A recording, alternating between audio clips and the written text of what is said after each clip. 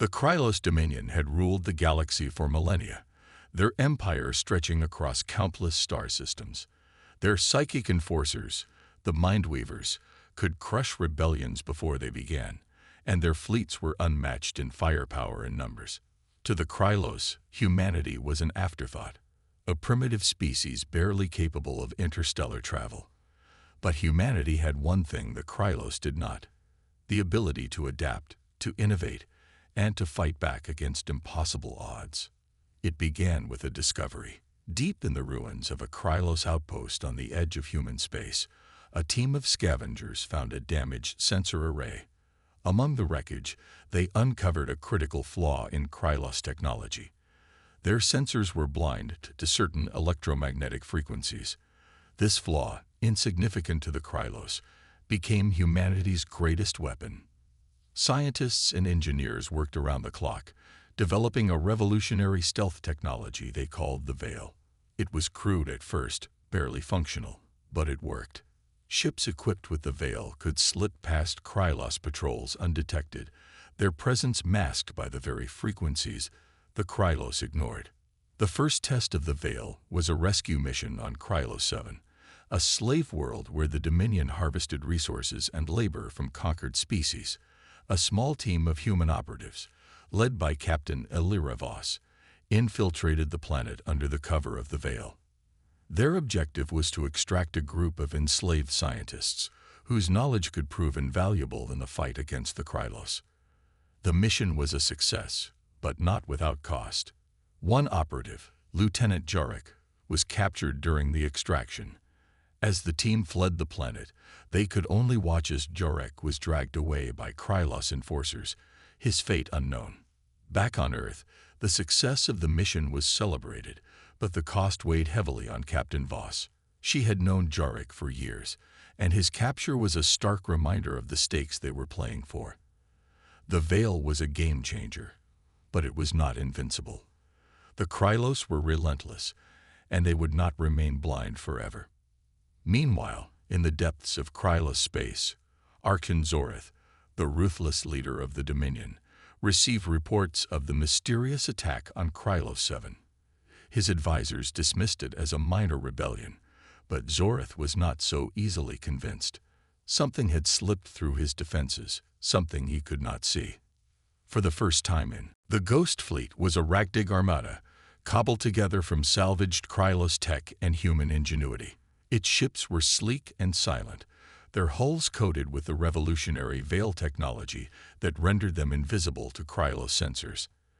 At its helm was Admiral Cal Draven, a man whose reputation was as much a weapon as the fleet itself. Draven had lost everything to the Krylos: his family, his home, even his faith in humanity's place in the galaxy. But he had not lost his will to fight. The fleet's first major operation was a strike on a Krylos supply depot orbiting a dying star. The depot was a hub for resources flowing to the front lines of the Dominion's conquests, and its destruction would cripple their operations in the sector. The mission was a success, but it came at a cost. One of the fleet's ships, the Eclipse, was caught in the crossfire and destroyed. Among the dead was Lieutenant Mara Voss, the younger sister of Captain Elira Voss, who had led the first Veil mission. Elira, now serving as Draven's second-in-command, was devastated. Her grief turned to rage, and she vowed to make the Krylos pay. The Ghost Fleet's victories began to pile up. They struck at mining colonies, shipyards, and even a Krylos psychic academy, freeing enslaved species and crippling the Dominion's infrastructure. But with each victory, the Krylos grew more desperate. They deployed their Mindweavers, psychic enforcers capable of sensing emotions across vast distances. The Mindweavers could not see the fleet, but they could feel the fear and determination of its crew. The fleet's movements became riskier, their missions more audacious. During a raid on a Krylos research station, the fleet encountered their first Mindweaver. The creature was a nightmare made flesh, its form shifting and twisting as it reached out with its mind, searching for the fleet. The crew of the Spectre, one of the fleet's ships, was overwhelmed by the Mindweaver's psychic assault. In a desperate move, Draven ordered the ship's self-destruct sequence, sacrificing the Spectre to destroy the Mindweaver. The loss was a blow to the fleet, but it bought them time. Back on Earth, the success of the Ghost Fleet was celebrated, but the cost was becoming unbearable. The fleet was running out of ships, out of crew, and out of time. The Krylos were adapting, and humanity's advantage was slipping away. Draven knew they needed a new edge, and he found it in the form of Dr. Elias Kane, a brilliant but reclusive scientist who claimed to have a way to enhance the veil. Kane's invention, the psionic pulse, was a device that could disrupt psychic abilities, rendering the Mindweavers blind. But it was untested, and its use came with risks. Draven, desperate for any advantage, ordered the fleet to prepare for a new mission, a strike on a Krylos psychic relay station, where the Mindweaver's signals were amplified and broadcast across the galaxy. The mission would be the fleet's most dangerous yet, but if they succeeded, it could turn the tide of the war. As the fleet prepared for the mission, tensions among the crew began to rise. Elira Voss, still grieving the loss of her sister, clashed with Draven over his willingness to sacrifice lives for the greater good. The fleet was a family, bound together by their shared struggle, but the weight of their losses was beginning to tear them apart. The silent war was far from over, and the Ghost Fleet was humanity's last hope. The Ghost Fleet's next target was the Krylos Psychic Relay Station, a massive facility orbiting a gas giant deep in Dominion territory. The station was the heart of the Mindweavers' network, amplifying their psychic signals and allowing them to coordinate across vast distances. Destroying it would cripple the Krylos' ability to hunt the fleet, but the mission was fraught with danger. The station was heavily guarded, and the fleet's resources were stretched thin. As the fleet prepared for the mission, tensions among the crew reached a boiling point.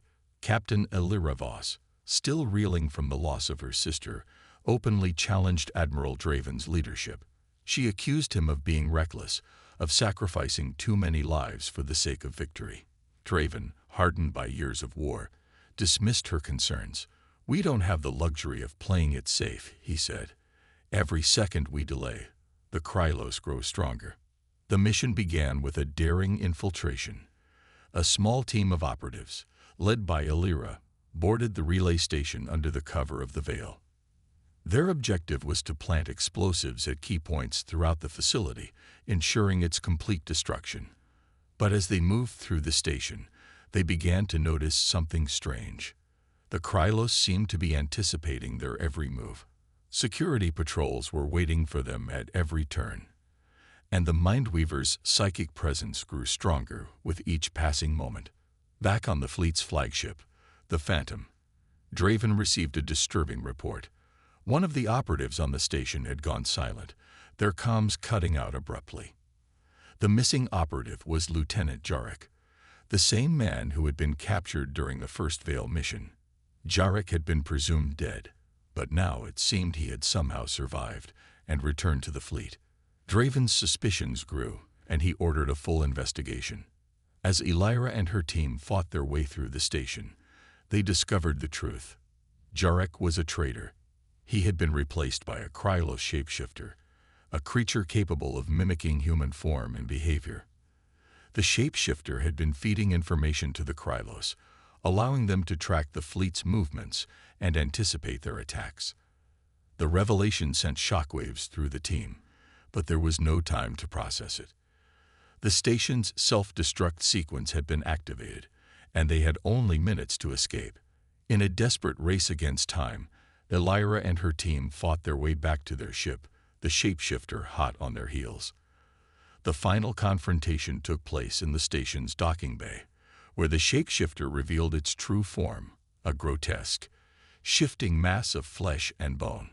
Elira, armed with a prototype psionic pulse device, managed to disable the creature's psychic abilities long enough to destroy it. But the victory came at a cost. The station's destruction sent a shockwave through the fleet, damaging several ships and forcing them to retreat. Back on the Phantom, Draven confronted the crew with the truth about Jarek. The betrayal had shaken the fleet to its core, but it also revealed a critical weakness in the Krylos strategy. The shapeshifter had been carrying data on the Veil, and while it had been destroyed before it could transmit the information, the Krylos now knew enough to begin adapting their sensors. The fleet's advantage was slipping away, and Draven knew they needed to act fast. As the fleet regrouped, Illyra approached Draven with a proposal. She had studied the shapeshifter's remains and believed she could reverse engineer its technology to create a new form of stealth, one that even the Krylos couldn't detect. Draven, impressed by her determination, agreed to give her the resources she needed. The Silent War was far from over, and the Ghost Fleet would need every advantage they could get. The revelation of the Krylos shapeshifter's betrayal sent shockwaves through the Ghost Fleet. Trust, already fragile among the crew, now hung by a thread. Admiral Draven knew they couldn't afford to falter. The Krylos were adapting, and the fleet's window of opportunity was closing. The destruction of the psychic relay station had bought them time, but the Mindweavers were still out there, hunting them with relentless precision. Illyra Voss, now leading the fleet's research division, worked tirelessly to reverse engineer the shapeshifter's technology. Her goal was to create a new form of stealth, one that could outpace the Krylos' evolving sensors. But progress was slow, and the fleet was running out of time. The Krylos, furious at the loss of their relay station, launched a massive offensive, targeting human colonies and resistance-held worlds. The Ghost Fleet was forced to respond, stretching their resources to the breaking point. The turning point came during a mission to rescue a group of resistance fighters trapped on a Krylos-occupied planet. The fleet's sensors detected a massive Krylos warship, the Eclipse of Wrath, en route to the planet. The ship was carrying a new weapon, a psionic amplifier, capable of boosting the range and power of the Mindweaver's abilities. If it reached the planet, the resistance fighters and the fleet would be doomed. Draven devised a risky plan. The fleet would lure the Eclipse of Wrath into the Nebula of Solace, a chaotic region of space where sensor interference would level the playing field. Once inside the nebula, they would use Illyra's prototype stealth technology, codenamed Shadow Veil, to ambush the warship. The plan was fraught with danger. The nebula's unpredictable energy storms could tear the fleet apart, but it was their only chance. As the fleet entered the nebula, the Mindweavers struck. Their psychic presence was overwhelming, flooding the crew's minds with fear and doubt. Illyra, aboard the Phantom, activated the Shadow Veil, and for a moment, it seemed to work. The fleet disappeared from the Krylos sensors, and the Mindweaver's psychic assault faltered. But the victory was short-lived. The Eclipse of Wrath, equipped with advanced shielding, weathered the nebula's storms and closed in on the fleet. The battle was fierce. The Ghost Fleet's ships, smaller and more agile, darted through the nebula's energy currents, striking at the Eclipse of Wrath from all sides. But the warship's firepower was overwhelming, and the fleet began to take heavy losses. In a desperate move, Draven ordered the Spectre, one of the fleet's remaining ships, to ram the Eclipse of Wrath's engines. The Spectre's crew, knowing it was a suicide mission, obeyed without hesitation. The impact crippled the warship, but it also triggered a massive energy surge within the nebula. As the Eclipse of Wrath drifted helplessly, the fleet moved in for the kill. Illyra, using the Shadow Veil, boarded the warship with a team of commandos.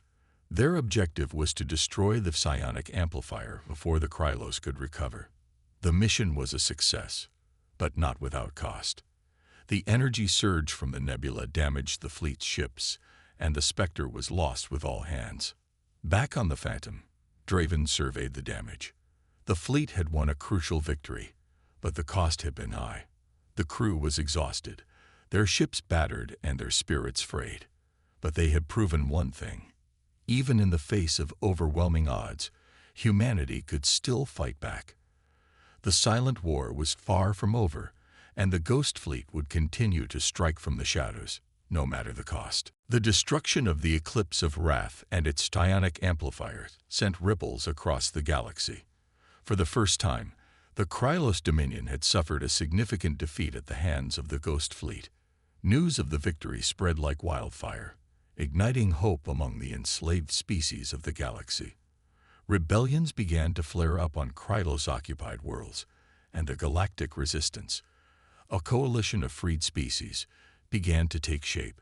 Humanity, once dismissed as a minor player, was now at the forefront of a galaxy-wide uprising. Admiral Draven knew this was their moment. The Krylos were reeling, their psychic network disrupted, and their forces stretched thin.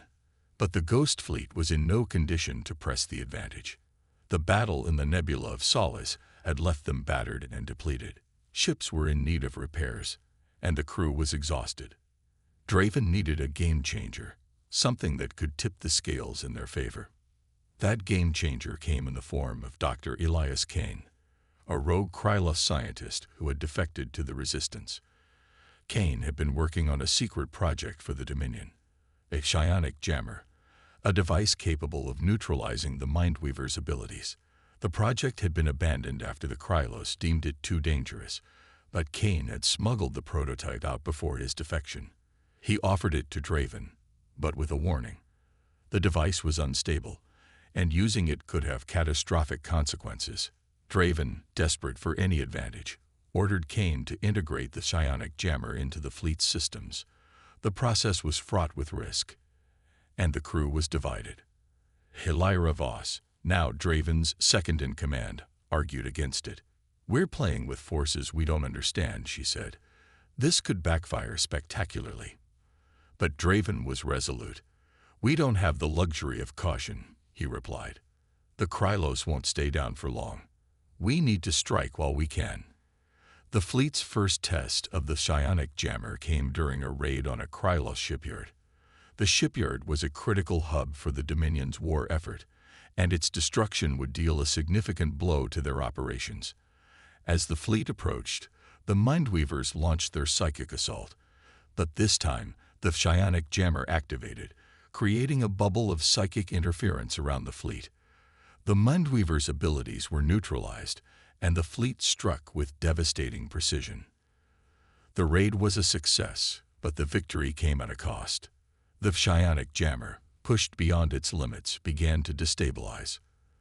The crew of the Phantom, Draven's flagship, experienced vivid hallucinations and crippling headaches as the device's feedback reverberated through the ship.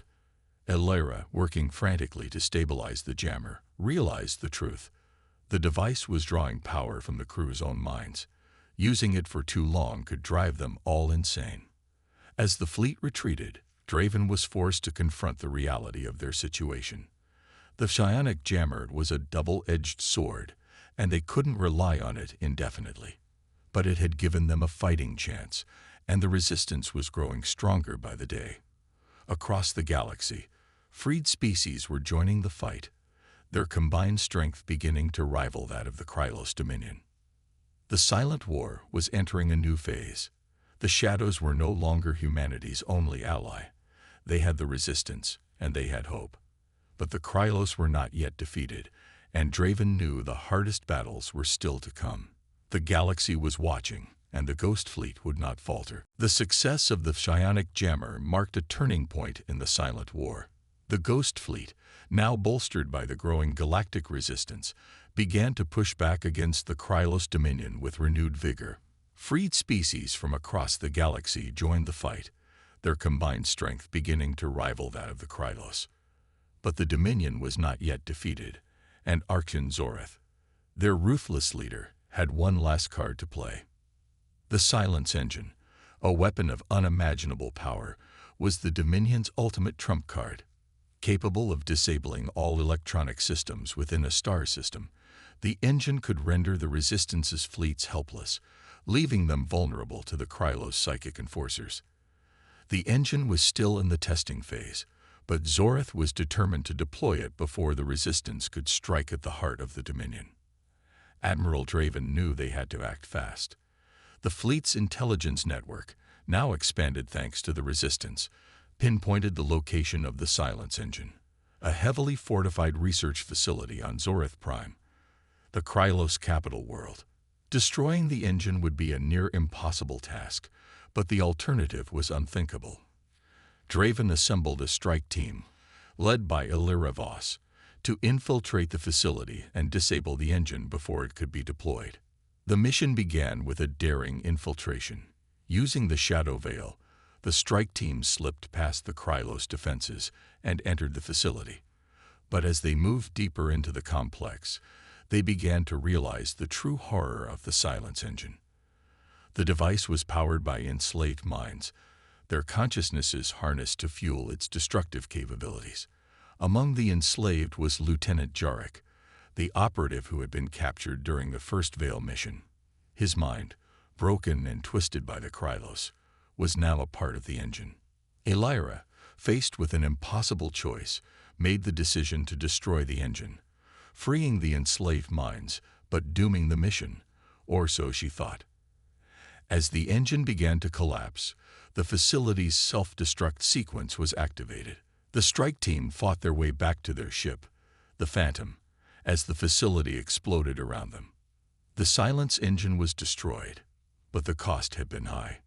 Jarek, his mind free but his body broken, died in Illyra's arms. Back on the Phantom, Draven surveyed the damage.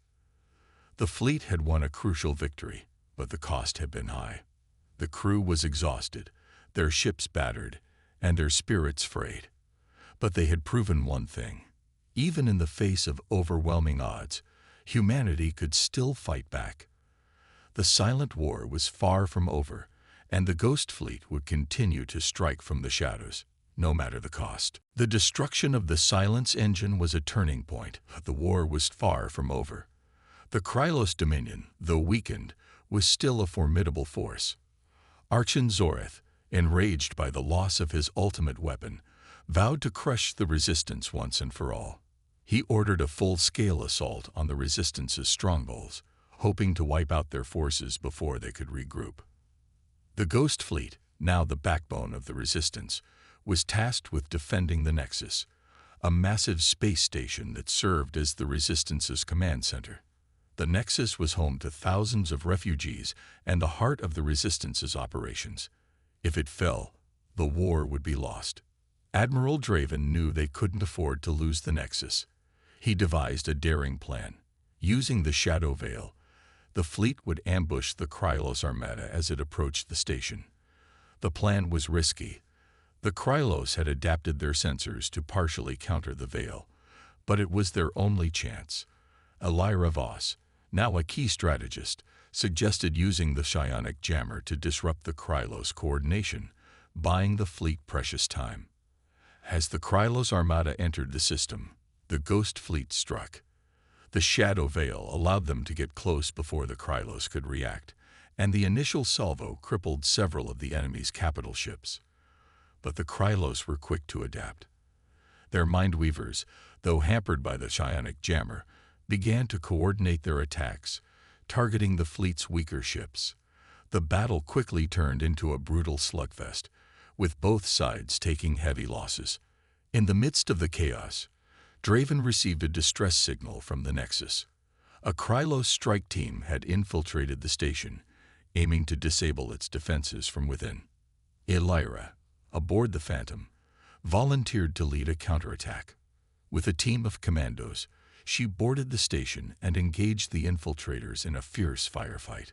The station's corridors became a battleground, with every room and hallway contested. As Illyra fought her way to the control room, she encountered the leader of the Krylos strike team, a Mindweaver Prime, a psychic enforcer far more powerful than any they had faced before. The Prime's psychic assault was overwhelming. But Illyra, drawing on her training and sheer determination, managed to resist. In a desperate move, she activated a psionic pulse grenade, a prototype weapon designed to disrupt psychic abilities. The explosion neutralized the Prime but also damaged the station's systems, leaving it vulnerable to the Krylos attacks. Back in space, Draven realized they were running out of time. The fleet was outnumbered and outgunned, and the Nexus's defenses were failing. In a final, desperate gambit, he ordered the fleet to concentrate their fire on the Krylos command ship, The Eclipse of Wrath. The ship, though heavily armored, couldn't withstand the combined firepower of the entire fleet. As the Eclipse of Wrath exploded, the Krylos Armada, now leaderless, began to retreat. The battle was won, but the cost was staggering. The Nexus was heavily damaged, and the fleet had lost a third of its ships. Draven, surveying the wreckage, knew the war was far from over. But they had proven one thing. Even in the face of overwhelming odds, humanity could still fight back. The Silent War was entering its final phase, and the Ghost Fleet would be ready. The battle for the Nexus had been a Pyrrhic victory. The Ghost Fleet and the Galactic resistance had held the line, but at a devastating cost. The Nexus, though still operational, was a shadow of its former self. Ships lay in ruins, and the crew was exhausted, their spirits weighed down by the toll of endless war. But there was no time to rest. The Krylos Dominion, though battered, was not yet defeated. Archon Zoreth, their ruthless leader, had retreated to Zoreth Prime, the heart of the Dominion, to regroup and prepare for a final, crushing counterattack. Admiral Draven knew this was their moment. If they could strike at Zoreth Prime and take down Archon Zoreth, the Dominion would collapse. But the Krylos capital was the most heavily fortified world in the galaxy, protected by an armada of warships and a planetary shield that could withstand any assault. The only way in was through a hidden weakness, a flaw in the shield's frequency modulation that Alira Voss had discovered during her analysis of Krylos technology. It was a 1-in-a-million shot, but it was their only chance. The fleet prepared for the final mission. Every ship, every soldier, every resource was committed to the assault. The Resistance, now a united force of countless species, rallied behind humanity. This was not just a battle for survival. It was a fight for freedom, for the future of the galaxy. As the fleet approached Zoreth Prime, the tension was palpable. This was it, the culmination of the Silent War. The battle began with a feint. A small detachment of resistance ships attacked the planetary shield, drawing the Krylos Armada's attention. Meanwhile, the Ghost Fleet, cloaked by the Shadow Veil, slipped through the shield's weak point and descended onto the planet's surface. The fleet's objective was clear: infiltrate Zoreth's citadel, disable the shield generator, and take down Archon Zoreth. Alira led the ground team, fighting her way through waves of Krylos defenders. The citadel was a labyrinth of traps and fortified positions, but the team pressed on, driven by the knowledge that failure was not an option. As they reached the shield generator, they encountered Zoreth himself, flanked by his elite guards. The Archon, a towering figure clad in dark armor, sneered at Alira. "You think you can defeat me?" he taunted. "You are nothing but insects, scurrying in the shadows." The final confrontation was brutal. Zoreth's guards were cut down one by one, but the Archon himself was a formidable opponent, his psychic abilities augmented by advanced technology. Alira, armed with a psionic pulse weapon, fought with everything she had. The battle raged through the citadel, each blow bringing her closer to victory or death. In the end, it was her ingenuity that won the day. Using the Citadel's own systems against him, she overloaded Zoreth's psychic amplifier, causing it to explode and engulf him in a blinding flash of light. With Zoreth defeated, the shield generator was disabled, and the resistance fleet poured onto the planet. The Krylos Armada, now leaderless, began to surrender. The Dominion had fallen. In the aftermath, the galaxy began to rebuild. The Resistance, led by humanity, ushered in a new era of cooperation and freedom. Admiral Draven, hailed as a hero, stepped down from command, knowing the fight was finally over. Alira Voss, now a symbol of hope, took up the mantle of leadership, guiding the galaxy toward a brighter future. The Silent War was over, but its legacy would endure. Humanity, once dismissed as insignificant, had proven that even in the shadows, they could shine brighter than the stars.